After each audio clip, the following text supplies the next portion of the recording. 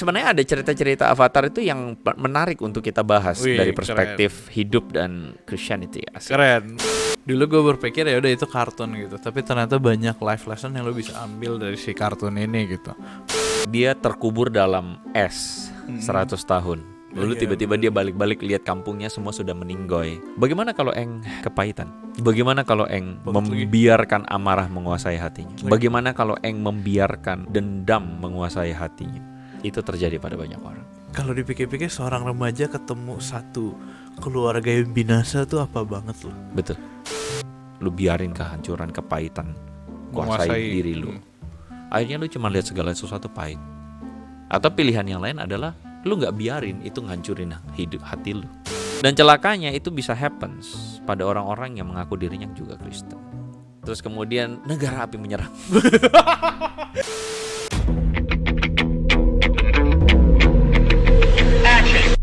Teman-teman semua, welcome to the 100th episode of Hello God on Topic Hot bareng gue Julius dan Ko Andre Tunggal, luar biasa. Udah lama ya gue beneran 100 ini ceritanya. Beneran 100, error dikit ya 101, tapi this is the 100th ya udah kita episode. hitungnya 100 aja ya. Yes, gila penyertaan Centennial. Tuhan 100 1 abad. bukan 1 abad, 100 episode kok, which is Oke, kita rayain dengan ini boneka-boneka kita tercinta. Balikin. Ada waktunya juga belum dibalikin. Yes, teman-teman, apa kabar semua? Gue yakin teman-teman semua semoga dalam kondisi yang sehat. Begitu pula dengan Koko yang satu ini. Gila, makin gendut gue. Enggak, itu perasaan lo doang. Biasa tanda-tanda makin gendut tuh tanda-tanda pria yang dari dulunya single tiba-tiba nggak usah dilanjut. Oh iya, hamil. Gue baru mau bilang gak usah dilanjutkan. Tapi pas banget ya, episode ke-100 tuh berarti kita juga membahas yang lagi viral, teman-teman. Yang sebenarnya udah viral lumayan lama, tapi ceritanya dia sudah 100 tahun tidak muncul gitu. Munculnya gara-gara kita 100 di episode 100 Hello God on Topic. Masuk gak tuh? Gak masuk ya? Gue lagi berusaha untuk menyusun sih, Jo. Agak maksa ya? Agak maksa sih, tapi kayak orang yang gak ngerti gak tahu juga kayaknya. Iya, orang yang gak ngerti gak tahu juga. Oke, lanjut. Yes, teman-teman, intinya The Last Airbender lagi tayang di Netflix. Dan as we speak saat kita ngomong dia lagi di top 1. Oh, dia lagi di top 1. Yes, Netflix show Indonesia, bener. Really? Masih gitu. sampai hari ini. Oke, si 8 episode viral itu Avatar kok, gila. Avatar, The Last Airbender. Gue harus mengakui gue excited banget untuk episode ini karena gue nonton full kartun pas kecil berkali-kali. Umur berapa, Jul? Waduh, umur berapa belas? Dia 2005 kan? 2005. 10 tahunan 10 lah. tahun. 10 tahunan. Oke. Anda umur berapa? Gak mungkin nonton ya karena itu kartun. 27 tahun dan waktu itu saya tidak sedang mengikuti kartun itu. Karena tidak ada waktu untuk mengikuti kartun itu. Tapi pas zaman itu viral gak sih? Kayak kartun global gitu. Lumayan banyak yang ngomongin sih. Tapi gue kan orang yang mungkin kayak gak tau, gue tuh tipikal orang yang suka manganya itu ya Doraemon masa kecil gue. Selebihnya yang gue tonton pas kebetulan gue lagi it capture my attention, ya udah gue tonton. Kalau enggak ya enggak juga. Iya, era-eranya Naruto, gitu. era-eranya Avatar ini kan baru muncul 2005-2006 ya. Iya. Makanya waktu itu gue ngerasanya pasti nggak ada yang nonton. Cuman kan ini live action. Sekarang orang-orang pada nonton gitu saking viral. 2005-2006 ya. 20 tahun loh, Jul. Tapi nggak nonton kan? Iya, kalau waktu itu berarti gue lagi kuliah dan gue lagi kayak katro banget sih. Jadi ya gue nggak tahu apa-apa. Iya, terus waktu itu cuma tayang di Global TV. Nah, coba mungkin teman-teman bertanya-tanya, lo kok bahas Avatar? Kenapa Avatar? Apakah Avatar itu background cerita kekristenan? Tentu saja bukan ya, teman-teman. Iya, jadi disclaimer-nya sebenarnya kita tidak mencari juga bahwa yang ngarang cerita Avatar nih Kristen atau tidak, atau terpengaruh atau tidak. Ya, we don't care about it. Kita nggak mikirin itu. Kita nggak ini, dan kita nggak kepengen cocok logi juga, gitu kan? Nggak penting. Tapi sebenarnya ada cerita-cerita Avatar itu yang menarik untuk kita bahas dari perspektif hidup dan Christianity. Asik. Keren, betul. Gue setuju. Karena waktu kecil gue nonton es kartun, gue nonton es keren, gue nonton kayak wow, Avatar tuh lu bayangin lu bisa mengendalikan elemen kan. Tapi film di Netflix ya, ngomong merek, film di Netflix ini dia cukup ngegambarin kartunnya nggak lari jauh kan? Nggak lari jauh, secara gambaran besar cerita sama. Jadi gue nih kan penggemar Resident Evil. Wih, iya benar. Ya, series Resident Evil itu gue penggemar banget. Tapi to be honest, setiap filmnya gue kecewa. Karena gak ada nyambung-nyambungnya ceritanya. Dan kemudian kayak lari jauh dan kayak penokohan karakter Resident Evil-nya itu kayak bisa Jill-nya ngaco banget, Chris-nya ngaco banget gitu loh. Leonnya juga ngaco. Betul. Dan itu utamanya, bikin gue gak seneng gitu. Iya, tokoh utamanya Alice. Nah, Alice coba balik ke Avatar. Bukan, beda. Coba itu juga bagus. Nah, coba balik ke Avatar. Si Avatar ini tuh dia cukup akurat sih. Cukup akurat, betul. Gue ngerasa cukup akurat. Tapi gue menemukan sesuatu yang gue gak nemuin pas gue nonton kartun. Apa itu? Ternyata mereka semua dipaksa oleh keadaan untuk dewasa. Jadi lu udah mau masuk main course nih? Ya, gue kasih kisi-kisi aja dulu. Kasih kisi-kisinya aja dulu. Oke. Gue waktu nonton itu gue juga mengambil sebuah kesimpulan. Apaan nih anak-anak remaja pada lakuin peperangan, berantem-beranteman, menyelamatkan bumi dan menyelamatkan kerajaan ini dan itu ya. Anak-anak bocil-bocil semua kan? Gitu kan. Politis banget kan, belum lagi dunia. Lu menyelamatkan dari yang jahat, itu udah bukan politis tuh. Cuma airbender dan sebagainya. Sampai akhirnya gue menyadari, oh itu bukan cuman keren. Ternyata ada makna hidup lain di dalam film itu. So hari ini teman-teman kita akan ngomongin tentang Avatar The Last Airbender. Tentu film ini episode ini tidak bermaksud untuk teman-teman nontonin. Bukan itu, tetapi beberapa dari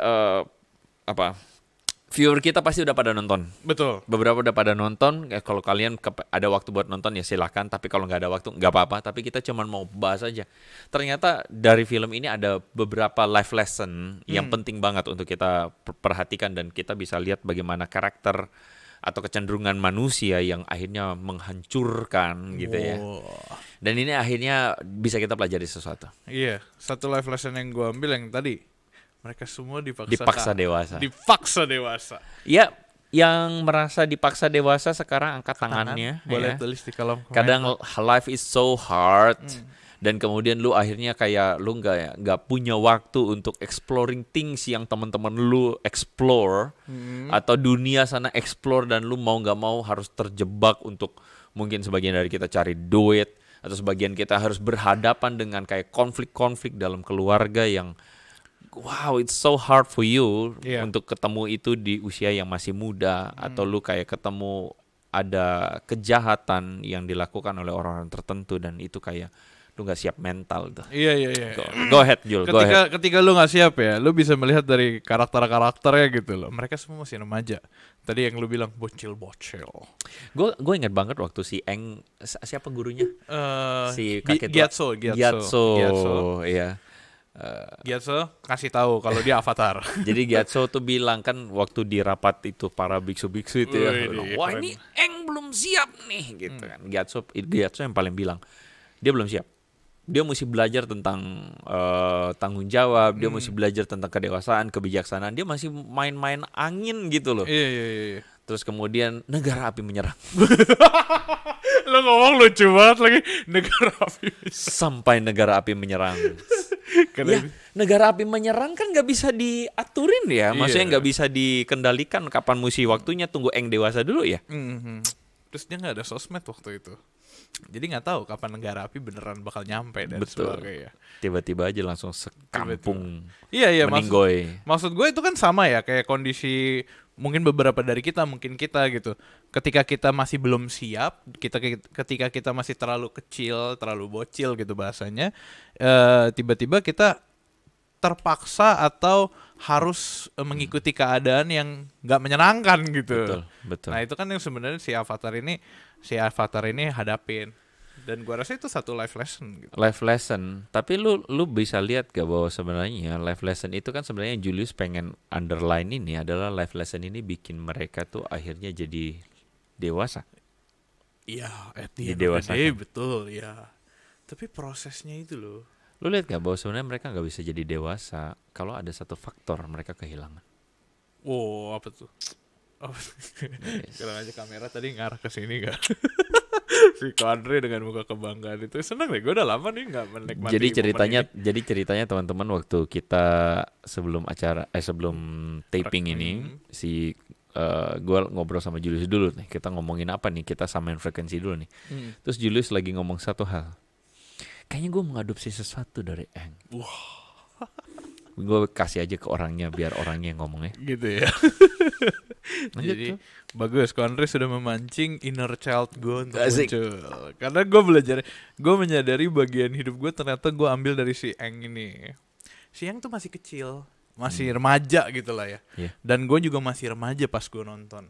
Satu hal teman-teman, kalau teman-teman nontonin kartunnya, bahkan di serial live actionnya, lo akan melihat kalau Eng tuh orangnya positive thinking banget. Eng tuh orangnya kayak sepositif itu sampai dia ngerasa, ini gue agak spoiler ya, cuma kan di ending ceritanya tuh semua orang bilang lu harus kalahin atau bunuh Fire Lord Ozai ini. Lu harus bunuh lah pokoknya, kalau nggak dia bakal terus jahat. Cuman Eng doang yang ngerasa dia tetap manusia, dia nggak boleh dibunuh.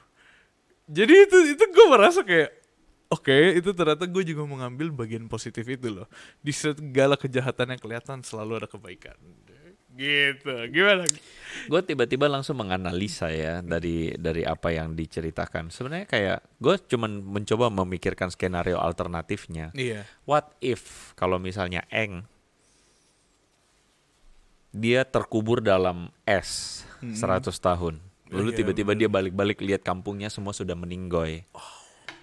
Bagaimana kalau Eng kepahitan?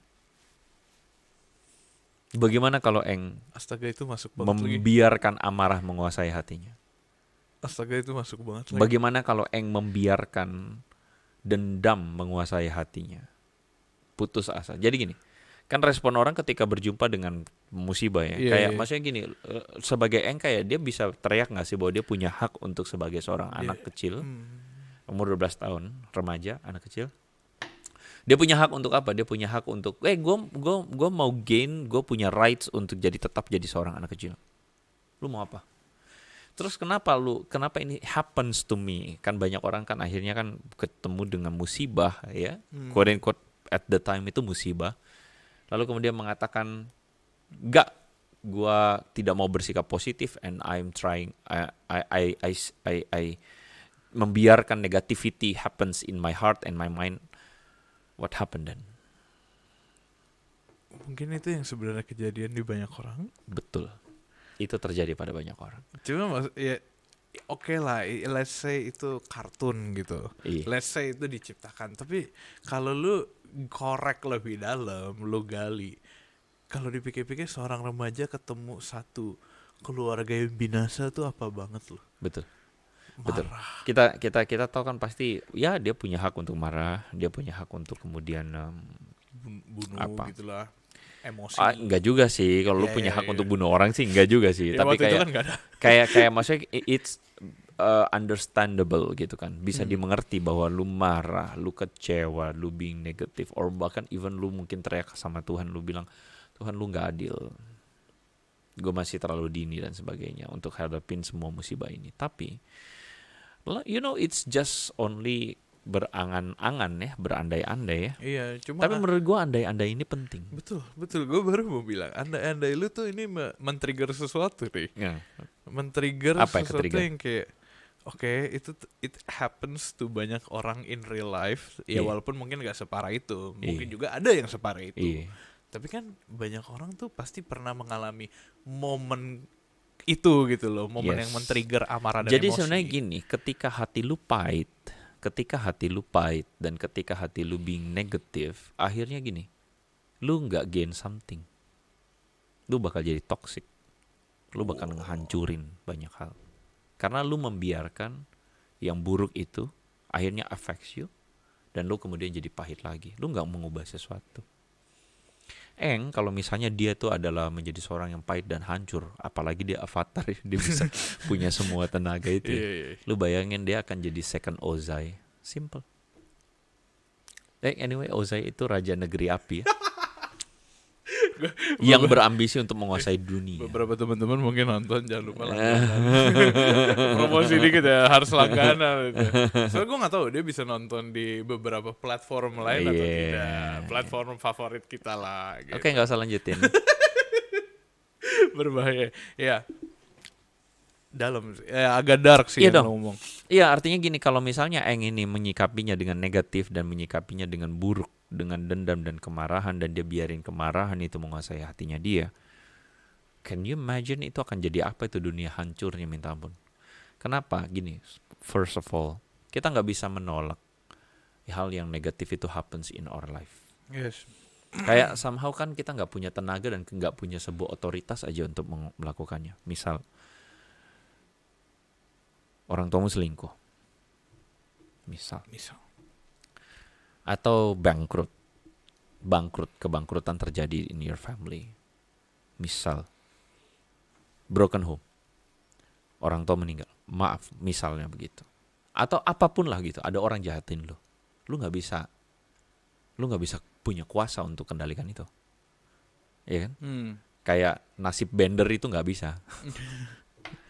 Gitu ya. Sekarang kalau udah kayak gitu terjadi, lu mau ngapain? Lu cuma punya dua pilihan. Dua pilihan ini. Oke. Dua pilihan. Pilihan pertama adalah lu biarkan itu menghancurkan lingkungan lu dan menghancurkan hati lu sehancur-hancurnya sampai lu akhirnya menjadi manusia yang hidup udah nggak ada lagi hati karena lu toksik. Lu biarin kehancuran, kepahitan kuasai diri lu. Akhirnya lu cuma lihat segala sesuatu pahit. Lu sinis, lu curiga dan sebagainya. Ya udah, itu benar-benar menghancurkan hidup lu. Atau pilihan yang lain adalah lu nggak biarin itu ngancurin hidup hati lu. Lu oke, it happens, so let's try. Bagaimana membuatnya lebih baik? Kayak orang selalu bilang gini, ada pepatah mengatakan kalau lu nggak bisa tolak burung berak di kepala lu.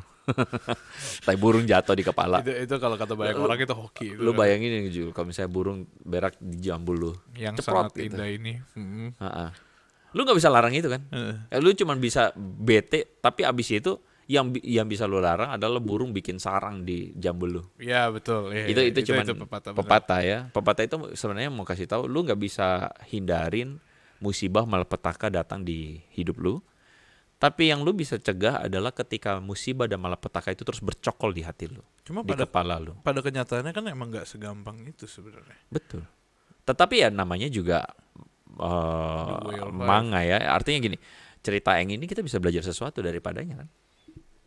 Makanya kan Tuhan Yesus selalu ngajarin kita untuk apa? Ampunilah mereka yang bersalah kepada kamu. Mungkin kayaknya gampang ya, kayak ngomong begitu tuh kayaknya gampang gitu. Tapi lu sadar gak sih bahwa orang yang terluka akan melukai orang lain? Dan siklusnya akan terus berulang. Either lu melukai orang yang telah ngelukain lu atau lu ngelukain orang lain juga. Dan ketika lu ngalamin terluka, lu sadar gak bahwa orang yang melakukan atau melukai lu itu adalah orang yang juga terluka oleh orang lain? Itu yang Tuhan Yesus kan ngajarin sama kita. Kenapa Tuhan Yesus ngajarin bahwa kamu harus mengampuni musuh, kamu harus memberi pipi kiri kepada mereka, menampar pipi kananmu. Tuhan Yesus ngajarin itu tuh maksudnya bukan berarti kita jadi orang bodoh yang kemudian minta disakitin orang, bukan. Gitu, bukan.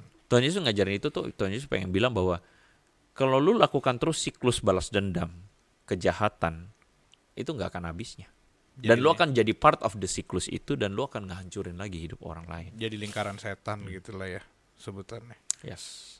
Jadi Tuhan Yesus cuma bilang bahwa berhentilah di situ.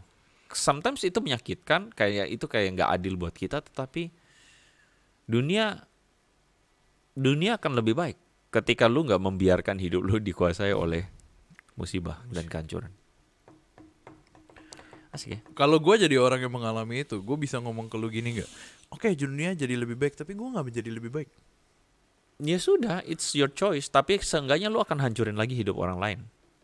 Kalau lu merasa nggak adil buat lu dihancurin. Tapi dan lu akan terus melakukan siklus yang sama. Akan ada anak kecil lainnya akan hancur juga hidupnya oleh lu. Wow, iya. Jangan sampai. Nah, cuma pertanyaan. Dan celakanya itu bisa happens pada orang-orang yang mengaku dirinya juga Kristen.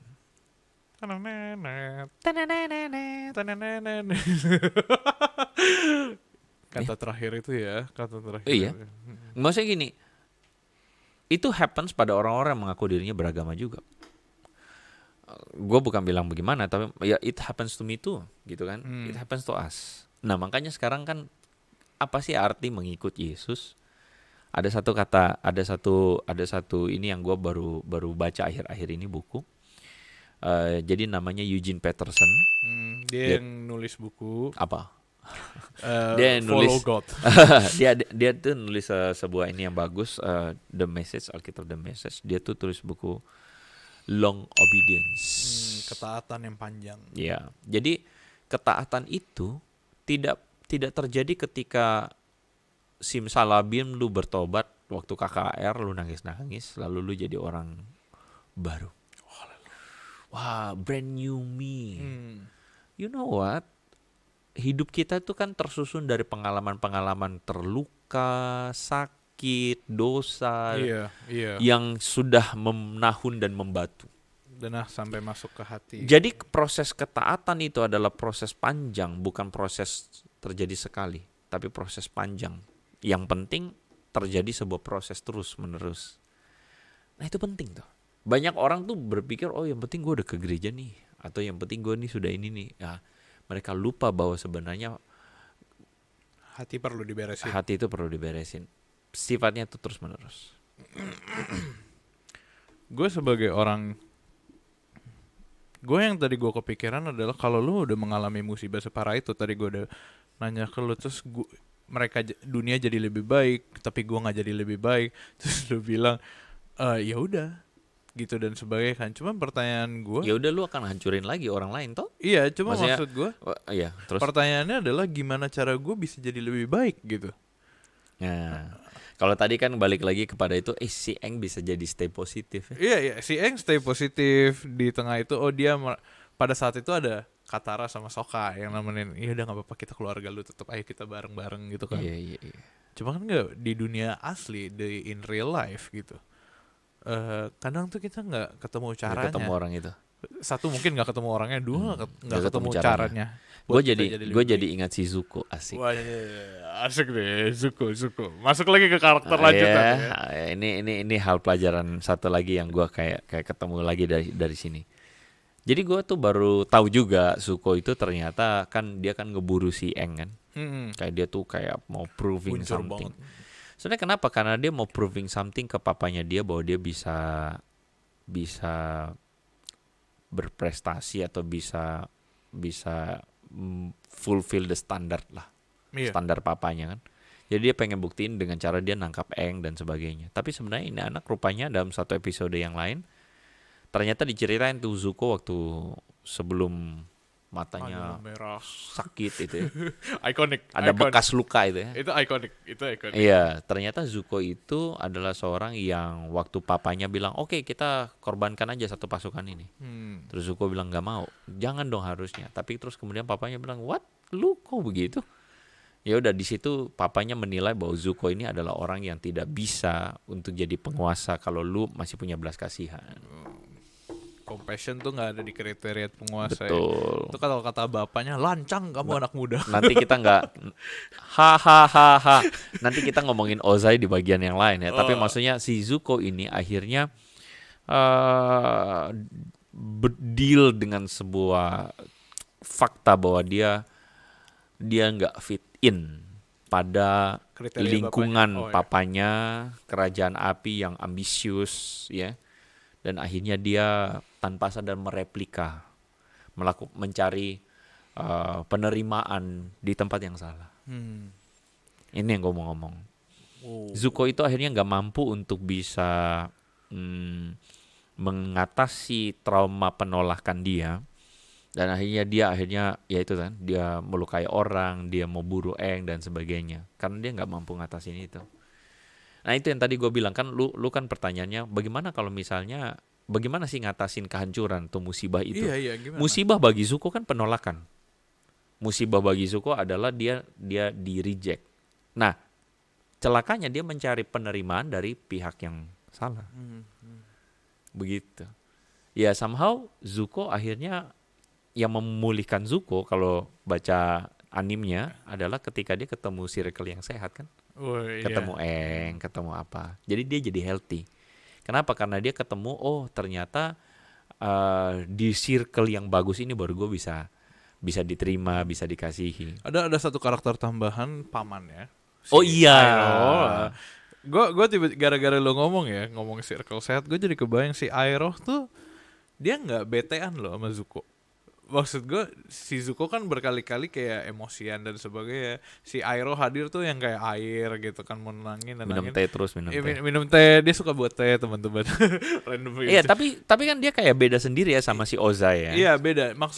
Maksud gue beda adalah ada satu tokoh which is Iroh ini yang nolongin Zuko dan nggak stop berhenti. Meskipun si Zuko tuh kayak berapi-api terus, dia kayak jadi air yang kalemin. Sampai ya akhirnya balik lagi ke lu yang lu bilang dia sampai ke circle yang sehat. Iroh itu menarik ya, tokoh yang menarik karena apa? Karena dia itu ada di tengah lingkungan negara api, tapi dia menjadi orang yang tidak terkuasai oleh pemikiran negara api.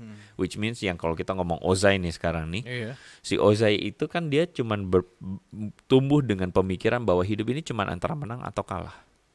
Oh iya.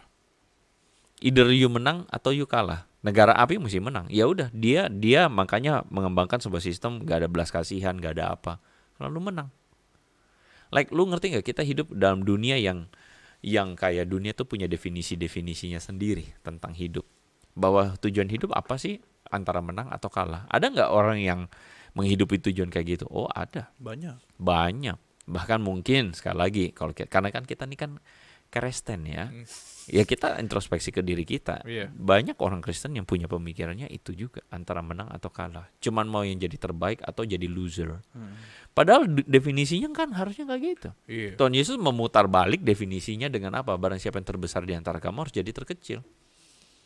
Barang siapa jadi pemimpin di antara kamu harus jadi pelayan. Wow. Tuhan Yesus kayak putar balik aja gitu loh. Kayak makanya kan namanya upside down kingdom ya. Oh gitu. Itu kalimat dari mana tuh? Gue baru pertama kali. Apa upside down kingdom? Oh itu udah beratus-ratus tahun diturunkan. Oh berarti para teolog. Gue yang kurang berilmu ya. Jadi upside down. Jadi hidup itu tuh bukan soal masalah siapa yang paling atas, siapa yang jadi nomor satu, siapa yang menang. Tapi Yesus mengajarkan kalau untuk menjadi menang, jadi diredefinisi ulang. Kalau untuk jadi menang, lu layani orang. Untuk jadi menang, lu jadi pelayan. Untuk jadi menang, jadi terbesar, lu jadi terkecil. Akhirnya sebenarnya hidup apa sih yang sebenarnya Yesus ngajarin? Lu menang ketika lu bisa bersama-sama dengan orang lain. Jadi berkat, itu lu menang. Lu bisa pulihkan hidup orang, lu bisa jadi alat Tuhan untuk jadi berkat, itu lu menang. Bukan menang untuk kepentingan diri lu sendiri, bukan menang untuk supaya dilihat orang dan sebagainya. Kok jadi positif tuh susah kok. Gue kepikiran karena sulit. Maksud gue bukan ngomong by diri gue sendiri ya. Cuma secara kita dari tadi bahas, gue tiba-tiba kepikiran banyak orang tuh mengalami hal-hal yang tidak menyenangkan. Banget. Banyak orang mengalami hal-hal yang melukai hati mereka lah, let's say melukai hati mereka. Bahkan mungkin ada yang sampai lumayan dark banget ya, cuma gue nggak mau ke arah sana. Cuma pasti ada gitu orang-orang yang bingung, yang akhirnya mereka tuh perlu quote unquote pelampiasan gitu, yang gue butuh gitu, untuk supaya gue bisa meredam hal-hal yang nggak menyenangkan yang gue lewatin ini gitu. Nah gue sempet berpikiran ya, kalau gitu gue nggak ada di posisi dia dan gue nggak tahu cara bantunya gitu. Begitu pula dengan dia yang harus membantu diri dia sendiri. Nah gue bingungnya adalah gimana cara gue bantu diri gue sendiri gitu. Gue rasa gini, makanya tuh Tuhan Yesus tuh ngajarin bahwa it's somehow terlalu jauh buat kita untuk mikir kita jadi superhero buat orang. Terlalu jauh sih. Karena apa? Karena kita nggak pernah tahu sih, dan lagi pula nggak perlu kita jadi superhero harusnya. Itu siapa yang bilang ya? Di film. We don't need to be a hero. Iya. We don't need to be a hero. Kita nggak harus jadi hero. Gue ada kepikiran satu, Zombieland. Kok Zombieland? Bukan. Ada di Airbender juga nih. Oh, di Airbender juga. Gini gue nggak tahu nih teman-teman siapa. Pokoknya ya itu we don't need to be a hero. Kita nggak butuh jadi seorang hero. Kita cukup perlu jadi diri kita yang dipulihkan aja. Karena kalau untuk mikirin jadi hero, lu jadi capein diri lu sendiri untuk kemudian lu mesti begini dan begitu. Padahal kita manusia terbatas yang nggak tahu besok terjadi apa, kita nggak tahu. Lusa terjadi apa kita nggak tahu, kan gitu. Kita lakuin ini pun, kita lakuin kebaikan sama orang pun belum tentu orang meresponnya dengan kebaikan. Bisa jadi responnya jelek. Gitu. Iya betul. Dunia sudah terluka. Dunia terluka, orang-orang terluka. People hurts. Orang-orang terluka di mana-mana. Lu nggak usah jadi hero lah, gitu. Cukup lu jadi diri lu yang baik, jadi diri lu yang heal, atau jadi diri lu yang akhirnya aman dengan diri lu sendiri dan baik dengan diri lu sendiri. Dan seperti Tuhan Yesus selalu bilang, biarlah orang melihat terangmu bercahaya, menerangi, dan itu kemudian mereka melihatnya dan memuliakan Bapa di sorga. Like, biarkan itu terjadi natural aja. Makanya Yesus selalu ngajarin bahwa kita itu nggak perlu jadi seorang, dia nggak ngajarin utopia di mana ada seorang raja, kaisar, Kristen. Enggak, dia nggak ngajarin itu. Dia cuma ngajarin setiap kita. Pribadi lepas pribadi. Sehingga kebaikan itu menular. Sama halnya kejahatan menular tuh parah. Kebaikan juga harusnya bisa menular, kan? Gitu. Cahaya itu ya. Lu tau gak yang gue kepikiran? Apa tuh sekarang? Ini gue gak bingung. Coba yang gue kepikiran adalah cahaya tuh gak perlu bersinar sangat terang gitu. Kadang lu cahaya yang kelihatan pancar kecil aja lu bisa lihat dari kejauhan yang gelap gitu. Iya. Kadang lu gak perlu jadi cahaya yang besar. Iya. Kadang-kadang tuh kita tuh akhirnya terpesona ya dengan pemikiran, oh mesti begini. Sometimes hal kecil kita akhirnya harus mengakui bahwa kita nih manusia terbatas. Manusia yang tidak yang cuman bisa melakukan kesementaraan. Ibarat kalau Tuhan Yesus itu memberikan perumpamaan, kita ada yang dikasih 5 talenta, ada yang dikasih 2 talenta, ada yang dikasih 1.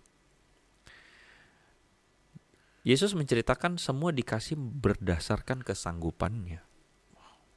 Kadang-kadang kita tuh pengen, kita punya dikasih 2, tapi kita pengen 5. Karena sebenarnya kita pengen diterima, pengen diakuin, pengen mau buktiin diri gitu. Saya mengerti itu. Iya. Jadi kita pengen buktiin sesuatu, pengen apa? Mungkin motivasi awalnya baik ya. Artinya ada satu reason yang baik, tapi kadang-kadang kita mesti menerima keberadaan kita apa adanya. Nah, menerima keberadaan kita apa adanya itu sulit. Karena kita tuh selalu menginginkan skenarionya kita. Yang terbaik, kita nggak bisa terima kalau sesuatu itu terjadi di luar skenarionya kita. Makanya dari situ menimbulkan ya kita kepaikan. paksain. Ketika kita paksain, kita ngelukain diri kita juga, kita ngelukain orang lain. Jadi sebenarnya Eng itu ya, ketika dia dikasih tahu, kamu kan jadi avatar, nggak mau kan Eng. Iya, nggak mau, betul. Apalagi tapi lu lihat gak bahwa Eng itu akhirnya kayak menghidupi peran dia dengan dirinya sendiri apa adanya. Oke, ada faktor di mana dia belajar dewasa untuk berkomunikasi dengan avatar si siapa? Roku. Apalagi Kiyoshi. Ada Kuruk, ada ternyata Yang. Ternyata si ilmu si gede siapa Kiyoshi? Kiyoshi ya. Bukan. Suki. Bukan. Roku. Aduh, mau bercanda tapi gue lupa. Roy Kiyoshi. Jelek banget bercandaannya. Itu gue bukan ketawain karena lucu. Gue udah curiga editor nanti bakal pasang Roy Kiyoshi ting gitu. Bisa stop gak? Gue juga inget soalnya pas Avatar Kiyoshi ada tuh gue udah tahu dari dulu kan. Roy Kiyoshi meledak kok dia kayak Avatar namanya. Itu happens. Ya, okay. Si Eng itu dia kayak ngejalanin aja udah. Dia ketemu ke sini, dia yuk kita mesti pergi ke sini. Ya, udah. Tapi dia tuh kayak ngehidupin hidup dia dengan apa adanya dia aja. Iya. Dia enggak pretend jadi orang lain. Dia enggak pretend untuk mesti jadi seorang avatar yang bijaksana. Woi, gua adalah pemimpin. Hey you, jaga jarak dengan gua. Enggak. Tapi dia kayak jadi diri dia apa adanya aja. Yeah. Itu yang membuat orang-orang akhirnya waktu itu negara air diserang negara api. Paku. Kok Paku? Namanya Master Paku namanya. Oh gitu ya? Iya, makanya. Ya itulah. Terus kemudian Roh Bulan ya dimatiin ya sama si. Roh Bulan dimatiin. Ini spoiler ya teman-teman. Cuman ya gak apa-apa tinggal nonton ya. Terus akhirnya dia ngorbanin diri dia. Iya. Bergabung dengan roh samudra ya. Roh bulan. Yang dibunuh roh bulan.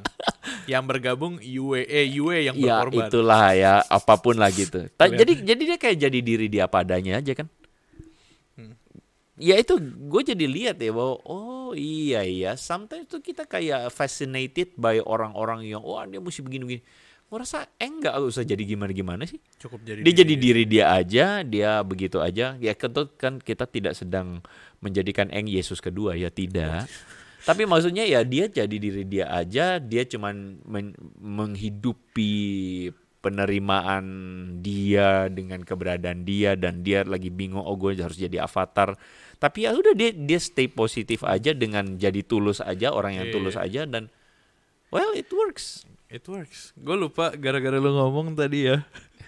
Gue jadi keinget Yesus kedua. Siapa gitu yang bilang kalau Eng kan juru selamatnya di dunia mereka ya. jadi gue tiba-tiba kebayang gitu loh. Itu kan lumayan lucu karena Eng jadi juru selamat. Oh ini Tuhan Yesusnya di dunia avatar gitu. Ternyata masih anak kecil. Itu gue nggak tahu siapa yang bercanda gitu. Baru-baru ini gue ketemu. Cuma ya udahlah, itu for another story. Cuma balik lagi kuncinya tadi ya berdamai dan be yourself gitu. Iya. Be yourself itu dalam arti gini.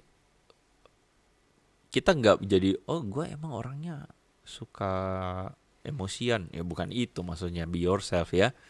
Tapi maksudnya ya artinya kenapa sih lu mesti emosian misalnya? Sometimes kan ada hal-hal yang kita responi dengan sakit, marah, akhirnya kita jadi emosian. Gue juga bukan orang yang juara kali, gue juga emosian gitu. Kadang-kadang gue bisa ke-trigger di jalan gitu kan.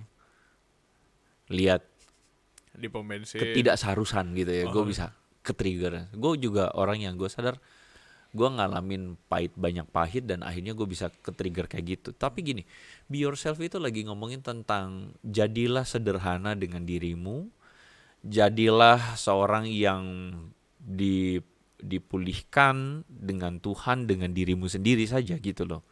Itu poinnya. Jadi ya udahlah, lu nggak usah terlalu gimana-gimana juga, tapi lu yang penting lu melakukannya dengan ketulusan, lu melakukannya dengan baik, berusaha sebisa mungkin jadi berkat, ya sudahlah gitu. Ya udah jadi aja tuh bareng gitu. Iya, balik lagi buat penutup lah ya. Si Avatar ini tuh, si film ini, kartun masa kecil ini, dulu gue berpikir ya udah itu kartun gitu, tapi ternyata banyak life lesson yang lo bisa ambil dari si kartun ini gitu. Pengembangan karakternya, pemulihan setiap masing-masing tokohnya, background dari setiap tokoh itu kalau teman-teman telusuri lebih dalam gitu, ternyata itu nggak ada bedanya sama dunia kita yang asli, cuma mereka lebih dianimasi di kartun aja. Jadi kemarin itu gue kebetulan preaching, lalu gue ada dua ini ke umum sama remaja. Temanya kebetulan sama, tapi gue angkat dari perspektif yang berbeda. Avatar The Legend of Aang. Gue pakai ilustrasi doang, bukan itu judulnya ya. Tapi dari remaja itu gue angkat begini, penting banget tuh kita punya circle yang healthy. Itu penting banget. Jadi maksudnya gini, kita mengelilingi diri kita dengan orang-orang yang bagaimana, itu penting. Kalau kita kelilingin diri kita dengan kepahitan, maka kepahitan itu nular. Toxic itu nular. Lo ketawa seakan-akan itu pengalaman pribadi banget tuh. Iya, kan gue ketemu banyak kejadian dalam hidup. Keren banget kakak. Lu dikasih pilihan aja untuk lu pahit atau lu marah, lu dendam. Lu kasih pilihan aja untuk lu kemudian apa? Itu pilihan. Nah, ketika dia kelilingi diri dia dengan si Zuko nih, dia ketemu dia ketemu Aang, Katara. Akhirnya dia jadi belajar sesuatu yang baik gitu. Yang tadinya harusnya dia punyai tapi kemudian terluka karena ekspektasi yang salah, penolakan dari papanya sendiri, itu akhirnya bikin dia hancur, tapi kemudian dia bisa ketemu lagi circle yang baik. Kayaknya penting bagi kita ya untuk kemudian beres dengan diri dan ketemu orang-orang juga yang beres. Nice. Iya. Atau nggak minta tolong lah teman-teman. Cari pertolongan gitu. Jangan cuma sendiri. Jadi teman-teman jangan lupa untuk download aplikasi kita. Masuk jembatannya. Ada di App Store dan di Play Store. Di situ teman-teman bisa mendoakan dan juga bisa minta untuk didoakan, dan kita akan approach teman-teman. Kita bisa live chat di sana. Jangan lupa live chatnya. Dan teman-teman juga minta dukungan buat follow sosial media kita, ada Instagram, TikTok, YouTube. Teman-teman juga bisa dengerin ini di Noise dan Spotify. Masuk ya? Masuk. Terakhir, kalau lo jadi bender, elemen bender, lo pilih elemen apa? Gua air. Jadi kalau gua kehujanan naik motor, gua bisa kering. Lo apa? Elemen yang gua paling suka ya. Bener. Wah, ini pertanyaan sulit ya ternyata ya. Kalau air lu jatuhin nih tumpah kan, lu bisa angkat gitu, jadi nggak tumpah. Elemen air ya. Bingung kan lo? Gue air, gue udah tentuin dari dulu soalnya. Bumi nggak guna, angin lu mau ngapain? Bikin rambut kering. Api akhirnya kebakaran satu gereja. Buat apa? Iya juga ya. Air. Gua hampir kayak mau sepakat dengan lu sih. Air. Tapi karena gua pengen gak sama-samain, Iya, jadi api. Biar kita jadi kayak yin dan yang. Iya, jadi api saja. Samudra dan api itu berguna tau. Iya, di masa tertentu tapi berguna. Ketika api itu dikendalikan oleh hati yang jahat, api itu jadi jahat. Wow, keren sekali Kakak Andre. Oke lah. Kepintaran itu berguna. Hah? Kepintaran itu berguna. Popularitas itu berguna.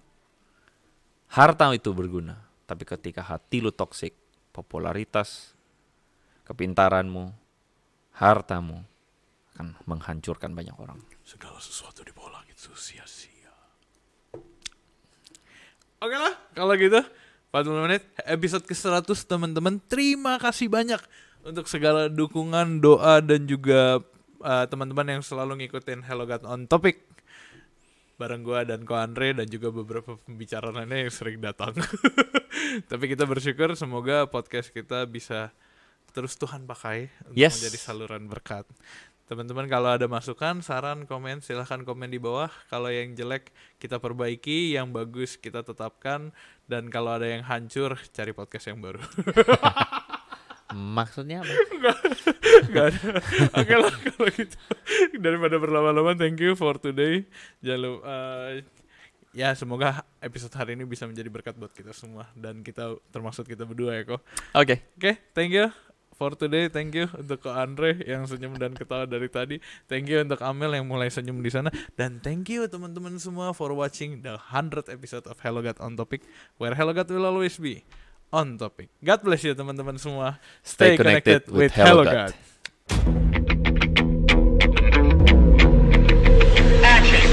Mungkin banyak dari teman-teman yang nonton mikir kita bakal bahas reinkarnasi. Karena kan Avatar reinkarnasi kan. Oh iya juga ya. Belum pernah dibahas tuh.